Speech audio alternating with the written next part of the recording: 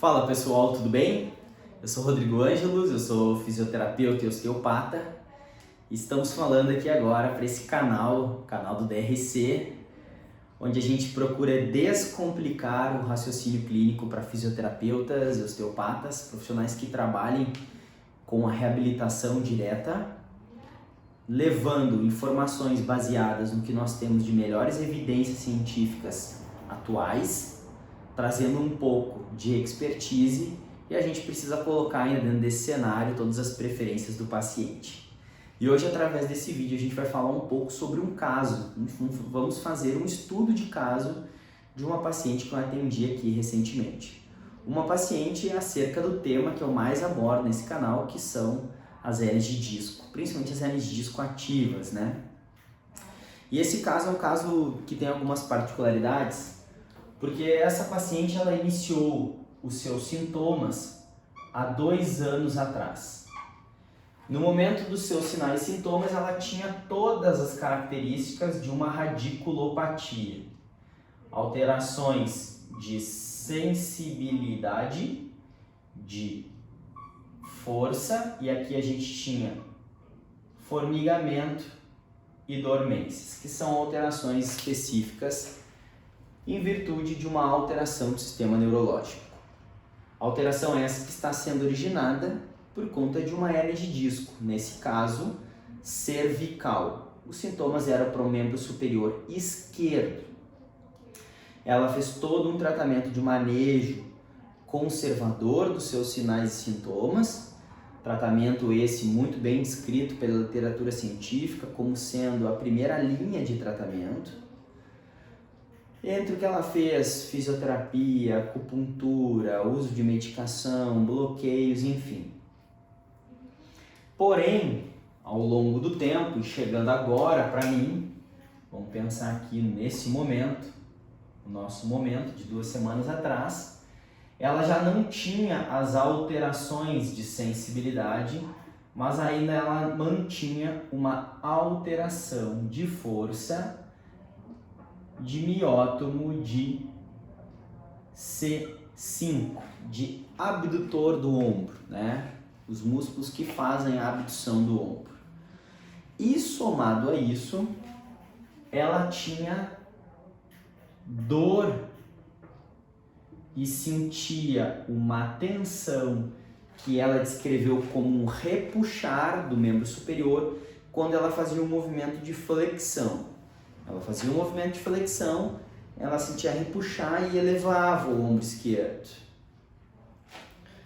O exame clínico de um paciente com radiculopatia precisa ter uma história clínica compatível ou com dor de características neuropáticas, aquelas que são lancinantes, em queimação, que pode estar associada com formigamento e dormência em áreas de dermátomos, né? A relação topográfica sensitiva cutânea distribuída para cada raiz da coluna vertebral, e os miótomos também, que são características, né, de força, de ação muscular, oriundas de determinadas raízes da coluna vertebral que, através de alguns troncos neurais periféricos, inervam grupos musculares. Então, essa paciente ela tinha uma história clínica compatível e os testes clínicos, principalmente os provocativos, que são aqueles que têm melhor acurácia diagnóstica, nós vamos utilizar ou pensar nos testes de Sperling, de arm squeeze e os testes de tensão neural do membro superior, principalmente o mediano, que é o que tem a melhor acurácia diagnóstica. E nesse caso, o arm squeeze deu negativo, Sperling positivo e o teste de tensão neural positivo. Essa paciente eu já atendi ela 2 vezes. A primeira consulta, onde a gente diagnosticou com ainda uma alteração oriunda de radiculopatia, Porque vamos pensar nos testes, tá? O teste de Spur, ele é um teste que a gente coloca a cabeça do paciente em extensão e a gente pode fazer com uma inclinação homolateral para o lado dos sintomas, visando sempre reproduzir a dor neuropática, né? Os sintomas do paciente, a irradiação de acordo com a compressão do teste, né? Então, o Spurling, ele envolve extensão, inclinação e eu posso somar ou não rotação homolateral, que são movimentos que fecham o forame de conjugação e que quando eu coloco a compressão, eu aperto ainda mais, porque o disco, quando ele é comprimido, ele tende a se esparramar ou, por algum outro motivo, fecha-se mais a luz de passagem da raiz e os sintomas são reproduzidos. E nesse cenário ele é positivo. E o teste de tensão neural dos membros superiores são os testes clássicos para mediano, radial e ulnar. E o dela foi positivo para mediano, reproduziu os sintomas na região da cintura escapular.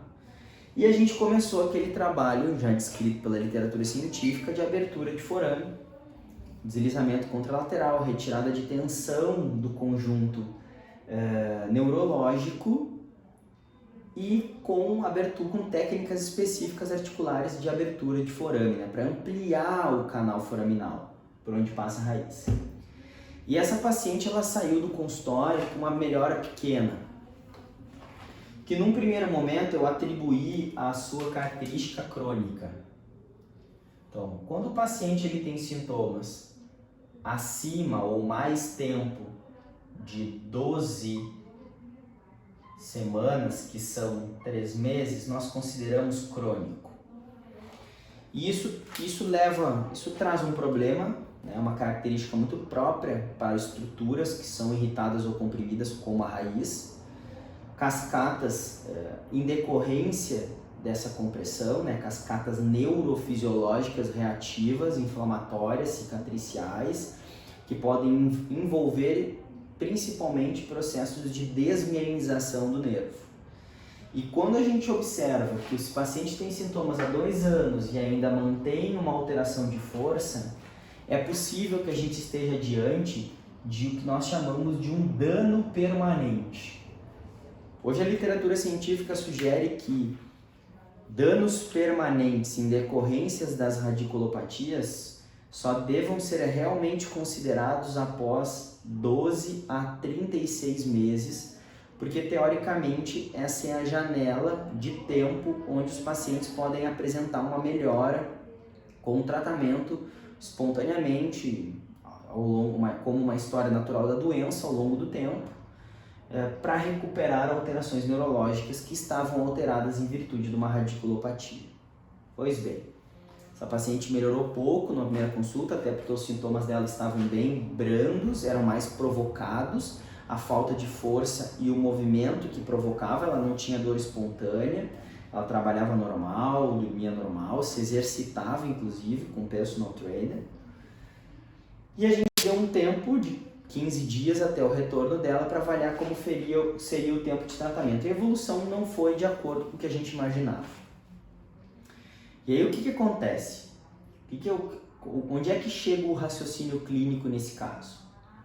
Quando a gente tem uma hérnia de disco que vai pegar um nível e irritar a raiz, como desenhei nessa imagem, eu tenho toda uma adaptação daquela raiz a esse agente mecânico ou químico oriundo da hérnia. Isso vai gerar edema neural, vai gerar uma neuroinflamação, pode gerar um processo de desmielinização, principalmente para as fibras motoras, que são mais mielinizadas do que as sensitivas. Pode gerar alterações de fluxo axônio plasmático e em virtude dessa alteração do fluxo é que os pacientes apresentam formigamento, dormência, alterações de força, que nada mais é do que tu limitar a comunicação entre os axônios e o sistema nervoso central, né? Os axônios centrais dos periféricos. E conforme o tempo que esse nervo é exposto, ele pode ficar com funções alteradas.